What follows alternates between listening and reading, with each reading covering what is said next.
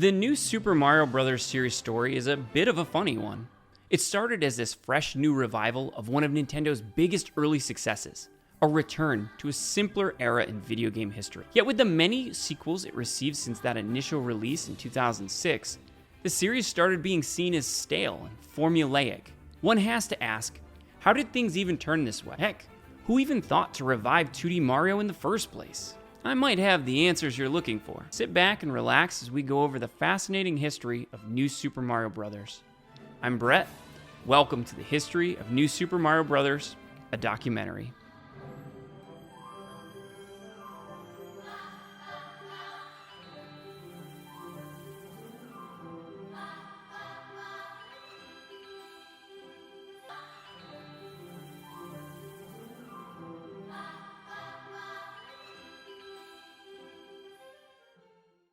Before we start talking about New Super Mario Bros., well, let's talk about Old Super Mario Bros.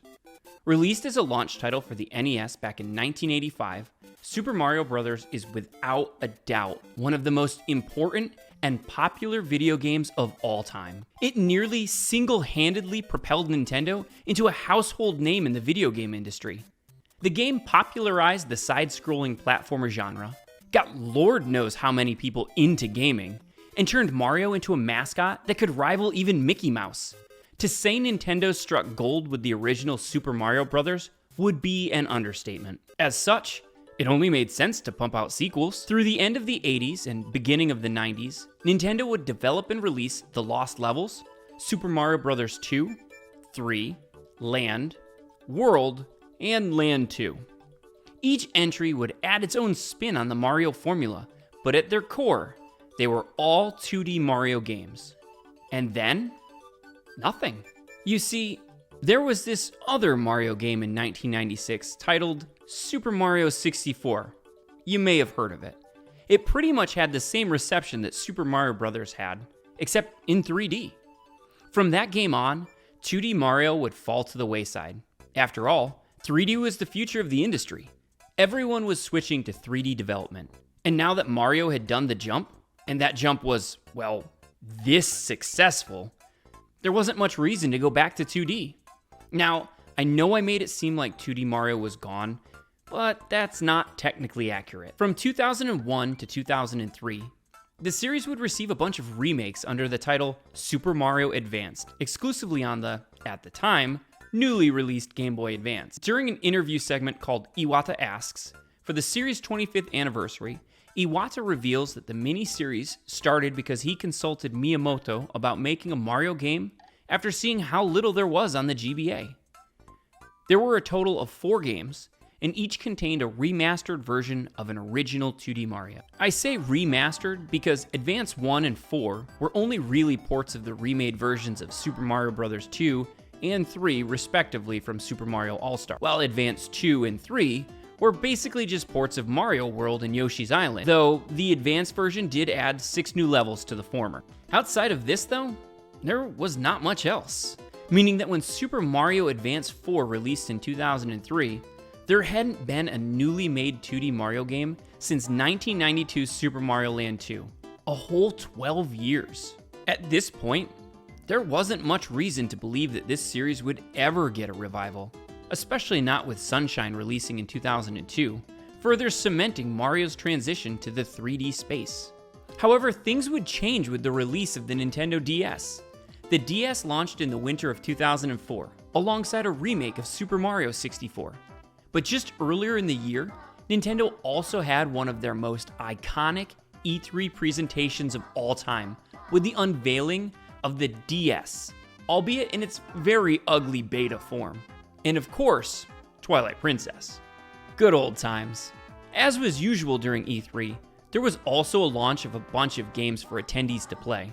Amongst all of these demos was the world's first look at a brand new Super Mario Bros. Game on the set-to-release-soon handheld. The footage recorded by IGN showcased a very early version of the game, with 2D blocks and pipes messing with the 3D background and Mario's model. It was also the first view at Mario's new, giant power-up, with a much slower running speed as he rushes through every enemy, including Bowser. The game was clearly early in development, But the vision was there. A 2D Mario game, but with 3D models. A truly modern return to tradition. This would be all we would learn about the game for 2004, as there had been no proper announcement, but Nintendo fans could now look forward to the newest entry in the series in over 12 years. The game would only be fully unveiled during Nintendo's E3 2005 presentation, inside a rapid showcase of upcoming Game Boy Advance and Nintendo DS games. It was also properly titled New Super Mario Bros. They didn't look too hard for that one.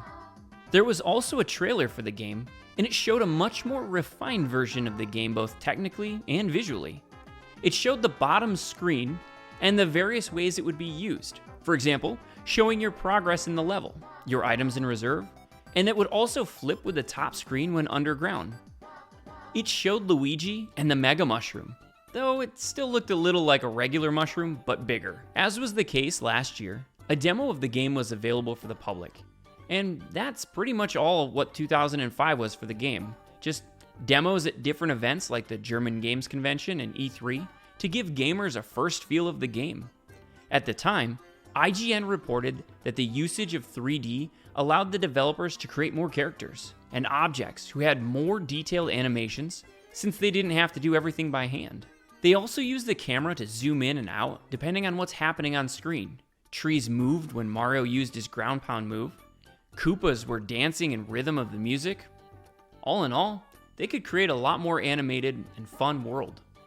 In February of 2006, Nintendo announced that New Super Mario Bros. DS would release in May, both in Japan and North America, with only a week separating the two releases.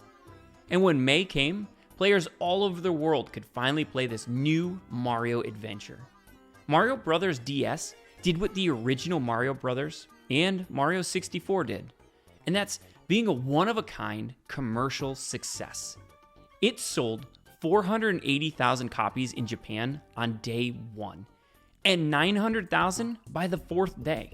It was even Japan's best-selling game in 2008, 2 years after its release. In North America, it reached the 500,000 sales mark in 35 days, and the million mark 12 weeks in. In 2016, the game had sold more than 30.8 million copies, making it the best-selling DS game and one of the best-selling video games of all time. Everyone had Mario DS, and pretty much everyone loved it. The gameplay was refined to really capture the magic of the original, and yet still felt fresh with tons of new additions. For example, Mario could now wall jump and ground pound for the first time in a 2D Mario. Moves that were previously only available in 3D games.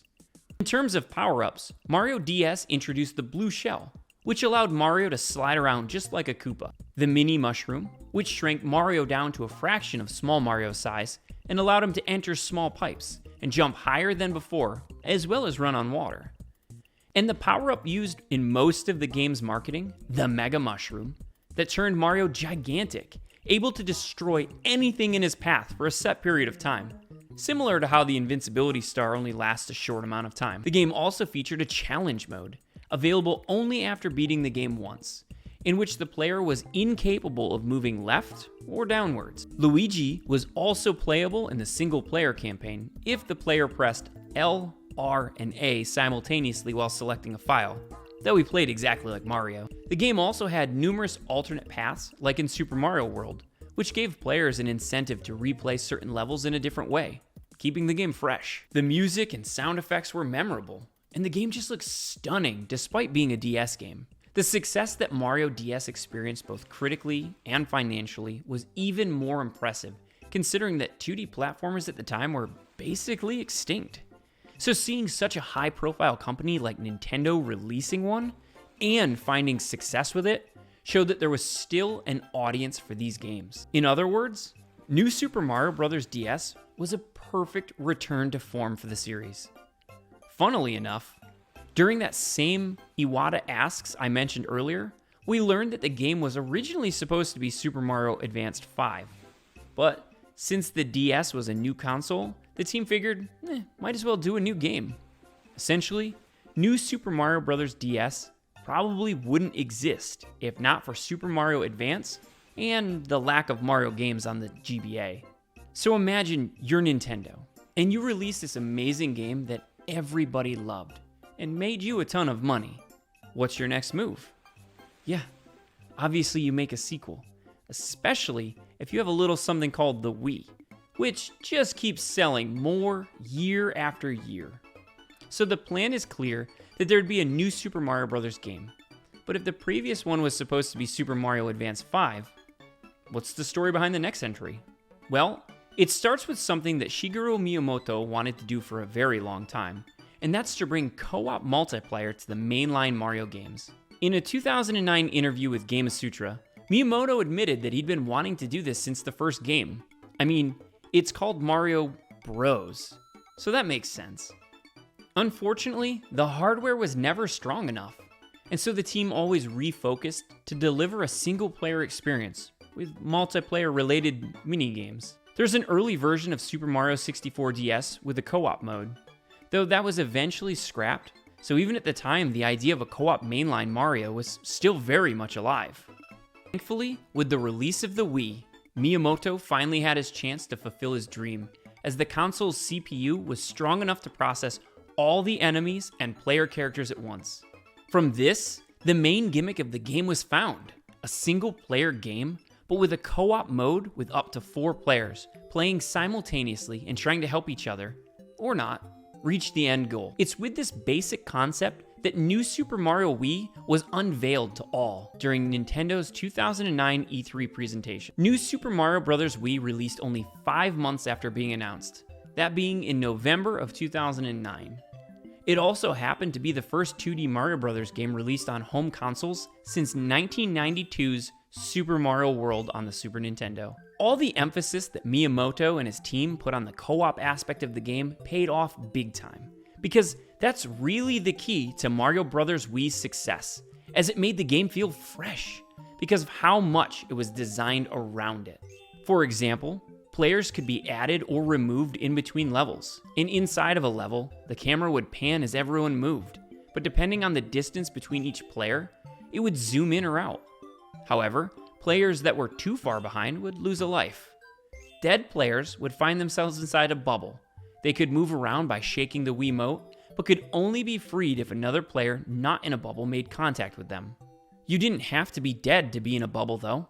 By pressing A, you could willingly wrap yourself in one.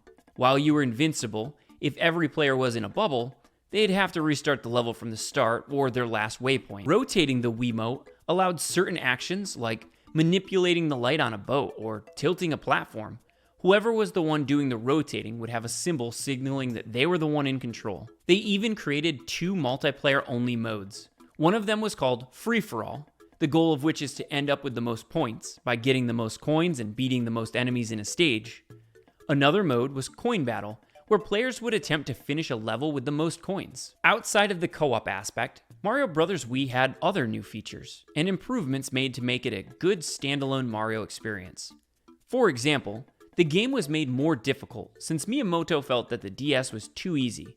But to balance the increase in challenge, this game introduced the Super Guide feature, which would show less experienced players how to complete a level if they died too many times in it. The Blue Shell and Mega Mushroom from Mario DS were removed, and instead replaced with new ones, like the Ice Flower, though a different version from the one in Mario Galaxy, but still allowed Mario to turn his enemies into blocks of ice that he could then throw. The Propeller Suit, which made Mario able to fly upwards, and the Penguin Suit, with which Mario would slide on icy surfaces on his belly, as well as shoot ice balls. A big addition, though, was the return of Yoshi as a mountable companion.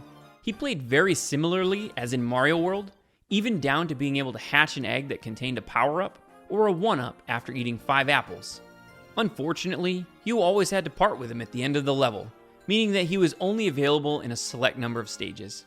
The game also featured enemy courses, one in each of the game's worlds, where the player would have to collect 10 Toad balloons while avoiding enemy attacks. Once completed, Toad rewards the player with 3 Super Mushrooms. The controls were also noted to be tighter, and the game looked miles better graphically. The game definitely was different from its predecessor, but it wouldn't be wrong to just call it New Super Mario Bros. But on Wii, except for the multiplayer. People loved the chaotic fun that came with playing as Mario, Luigi, Blue Toad, and Yellow Toad, as players helped each other just as much as they sabotaged each other. It gave fans a new way to experience Mario Brothers that hadn't been there before, and it was well done enough that people just kept buying the game. It also helped that the game came in different bundles, making it even more accessible to new Wii owners. All of this helped propel New Super Mario Bros. Wii to immense success, becoming the 4th best-selling Wii game with over 30 million units sold. It's safe to say then that Mario Bros. Wii was another tremendous success.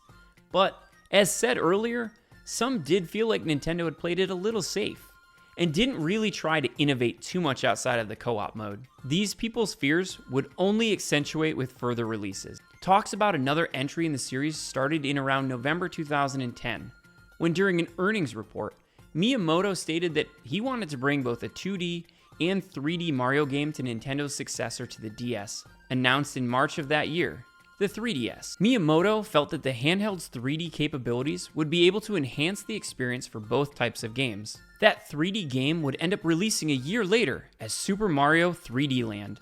Following this, in January 2012, during an investors meeting, Satoru Iwata revealed that a new 2D Mario game was set to release during the next fiscal year, from April 2012 to March 2013. The game would be properly unveiled as New Super Mario Bros. 2 during the April 21st Nintendo Direct in Japan. New Super Mario Bros. 2's development was a bit of an oddity. First off, it was developed by Nintendo's Entertainment Analysis and Development team, with the help of the Software Planning and Development team as part of the Mario Cram School. It was basically a program created to teach other departments how to make a Mario game. Plus, the game's stages were made before the game's mechanics, and the main focus were ever even thought of. Speaking of main focus, this game's main focus was set to be coins. The story goes that after development of 3D Land wrapped up, Takashi Tezuka and Toshihiko Nagako were talking about coins due to that game having the question mark box, which gave Mario a limited number of coins as he moved. They first tried implementing the coin idea with the Golden Koopa Troopa. Soon after, Tezuka pitched the idea of making the game's objective gathering 1 million coins. This brought the developers to fill the stages with coins and implement new ways for the players to gather coins, like golden enemies and the new Golden Mario power-up. The game was originally going to be called New Super Mario Bros. Gold, but the team went with 2 instead because the game had more stages and new elements than the previous titles in the series. New Super Mario Bros. 2 released in July 2012 in Japan and August in the rest of the world. It was the first Nintendo published game to release simultaneously physically and digitally. Just like the 2 previous games, New Super Mario Bros. 2 was well received critically, and it sold over 13 million copies worldwide. But things were a bit different this time. One look at its Metacritic score should be an indicator, with its 78, contrasted with DS's 89 and Wii's 87. To summarize, the game was good, although a tad easy, but the moniker of new started to make less and less sense. Reviewers felt that the game didn't do too much to innovate on the previous 2 games, a criticism already levied at Mario Bros. Wii. It simply chose a new gimmick. Coins, really? Changed the power-ups a bit, though it did seem they were in honor of Mario Bros. 3 vibe, because they brought the Super Leaf in 3D Land and this game, and just made New Super Mario Bros. DS again. They did fully commit to the coins idea though, because the game really revolves around it. There were golden rings that turned every enemy into a golden variant, and those dropped many coins whenever they were killed. The gold flower turned Mario into Golden Mario, and Luigi into Silver Luigi, and it worked just like Fire Mario, but the flames were bigger and gold, or silver. It could destroy any block and turn them into gold coins to collect. As stated earlier, the ultimate goal was to reach 1 million coins, and the player's coin count was shared across the game's 3 save files, and the new mode Coin Rush. In it, you have to do 3 stages chosen at random, and collect as many coins as possible without dying once. Otherwise, the challenge has failed. You can only gather up to 30,000 coins in this mode, and to help that, 1-ups are turned into gold flowers that give 50, and Mario's remaining time at the end of a course is also changed into coins. After collecting 1 million coins, the player is awarded a new title screen with a gold Mario statue.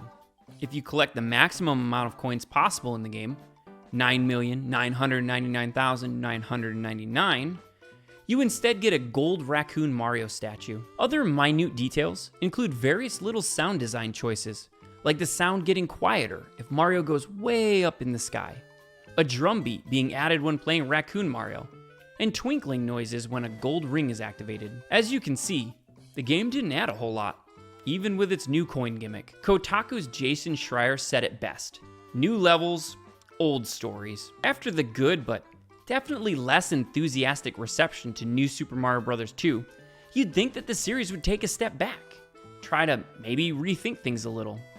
Well, bit late for that, because not only had the new game in the series already started development right after the Wii released, it was announced and set to release in the same year as New Super Mario Bros. 2. You see, during E3 2011, Nintendo revealed its next home console, the Wii U. These games really love to coincide with new console releases, huh? Anyway, at that same E3, there was a tech demo of sort meant to showcase the Wii U's capabilities as Nintendo's very first HD-capable console. It was called New Super Mario Bros. Mii, and it featured Miis, playing alongside Mario and Luigi in what was basically Mario Bros. Wii, but in HD. Again, this was really just a tech demo to flex the Wii U's specs, not a serious new game. That is, until an interview for the Spanish magazine El Mundo. Miyamoto revealed that the next Super Mario Bros. Would be based on Mario Bros. Mii, and would be properly unveiled during E3 2012. And that's exactly what happened. And thus, New Super Mario Bros. U was shown to the world, and was set to be the launch title for the Wii U. While developing the game, Tezuka explained that one of the design philosophies for this game was not go too hard on the level design, and instead adapt a more open approach, as he wanted to avoid making the experience of the player field controlled. That philosophy went hand in hand with the new boost feature, which took advantage of the Wii U's gamepad to create blocks to aid the player as they traversed the levels. The levels being more open allowed players greater liberty in how and where to use those blocks. This same openness could also be seen in the world map being more open, with stairs, hills, sliding paths, etc., and an approach that was inspired by Super Mario World's world map. The single new power-up of the game was the Super Acorn, a flying raccoon suit. To differentiate it from the propeller suit, which pulled Mario vertically, they made the suit glide horizontally. New Super Mario Bros. U released alongside the Wii U in November 2012, and honestly, it kind of defied expectation. Just a couple of months after the liked but criticized New Super Mario Bros. 2 came out, and claims of the series getting stale and formulaic started going around, Mario Bros. U actually gave fans a fresh experience. The Super Mario World influences on the world map were really well received, making it more dynamic and interesting to traverse. Gameplay-wise, a lot of elements return from Mario Wii: the bubbles, 4-player co-op, enemy courses, the Super Guide, and Yoshi. On that note, Baby Yoshis made their long-awaited return since their introduction in Mario World. They cannot be ridden, and instead must be carried. They'll eat any enemy that gets close though. The blue ones blow bubbles from their mouths. If an enemy is caught in one, they either turn into 3 coins, a power-up, or a 1-up. The magenta ones can blow up like balloons and allow the player to float. Finally, the yellow ones glow in the dark and can stun enemies with their light attacks. Unlike the blue and magenta Baby Yoshis, yellow Yoshis cannot be carried into other courses. In terms of power-ups, to compensate for the singular new power-up, the Ice Flower, Penguin Suit, Propeller Suit, and Mini Mushroom all make a return. In single player, the game could only be played with the gamepad, but in multiplayer, the gamepad and up to 4 Wii remotes were usable. The 5th player using the gamepad would mostly support the others using boost mode. At some point in the game, a character named Nabbit appears and challenges you to a race, where if you beat him, you're rewarded with a P Acorn, a boosted up version of the Super Acorn. After an update, the game also supported Miiverse. By hitting certain red balloons on the world map, Miiverse posts would pop up on screen. The gamepad user could also scroll the map and see all of the present Miiverse posts. They could also be seen after dying on a stage. The game had a difficulty curve that made some of the latter levels actually challenging. and there was even a challenge mode if one wanted to test themselves even more. In it, players were given an objective that they had to complete in a given time limit. The game also introduced Boost Rush mode, which is kind of like New Super Mario Bros. 2's Coin Rush mode, with 2 or 3 randomly selected courses that had to be completed in the shortest amount of time possible. Plus, the camera advanced automatically, and the more coins you collected, the faster it went. But gameplay aside, the game simply looked stunning in HD, and it made all the details of the environments in level and on the world map shine. Tezuka's open level design approach made for a different experience from the previous entries, which is really what fans wanted. For many, Mario Bros. U is their favorite game of this new series, because it actually felt new. Due in large part to the Wii U's abysmal sales, and the perception of the game as being too samey, Mario Bros. U didn't sell as much as its predecessors, only about 5 million copies, still making it the console's third best-selling game. Probably due to these low sales, many people simply didn't experience Mario Bros. U, and could see how it really tried and succeeded at being different from the previous game. From then on, the story is pretty straightforward, because it only concerns Mario Bros. U. A year after release, an expansion to the game titled New Super Luigi U released during 2013 for the Year of Luigi. As such, the game's main protagonist was Luigi, and Mario was nowhere to be found. The game was largely the same, but was made much harder, with the levels made shorter with more enemies and obstacles to accommodate a shorter time to complete them. It also added Nabbit, an enemy in the original, turned into a playable character in multiplayer mode to replace Mario. It was generally well liked, but its difficulty was sort of a double-edged sword. Some liked the difficulty, while others thought the levels didn't feel as well thought out because of it, and that it was clearly not made with multiplayer in mind due to how tight everything had to be. Following that was the release of New Super Mario Bros. U Deluxe, an enhanced port of the game containing the original game plus Super Luigi U, which was released on the Nintendo Switch in January 2019. On top of fusing the two games, Deluxe introduced a new playable character in Toadette, with a new unique power-up, the Super Crown, which turned her into Peachette. The game was upgraded from 720p to 1080p. It supported HD Rumble, and players could now play as any character in single-player mode instead of being limited to Mario or Luigi. Deluxe was many people's first chance at playing Mario Bros. U.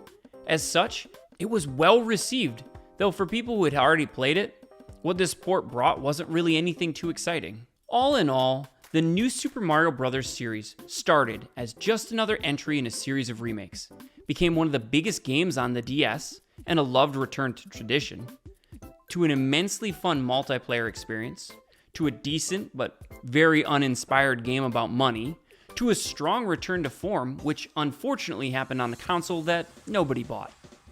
It's had quite the journey, but even though they share a similar structure and look samey, each game tried to be different in its own way, and despite claims of the series not innovating a whole lot in between entries, each of them are still very solid platformers that revived a series that was otherwise thought to be a relic of the past. And that's pretty impressive.